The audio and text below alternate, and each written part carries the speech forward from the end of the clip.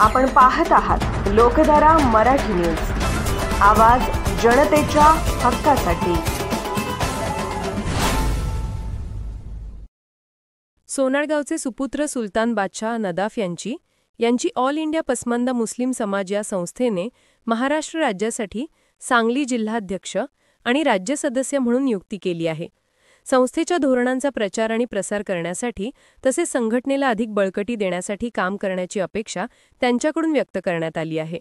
यावेळी राष्ट्रीय अध्यक्ष साकीर अली मंसूरी, प्रदेशाध्यक्ष राजू हाजी इब्राहिम, राज्य उपाध्यक्ष बाबूलाल नदाफ, ठाणे जिल्हाध्यक्ष इमाम हुसेन पिंजारी, पुणे शहर प्रमुख राजेभाई नदाफ, जिल्हाध्यक्ष बाबा हुसेन नदाफ इत्यादी हजर होते।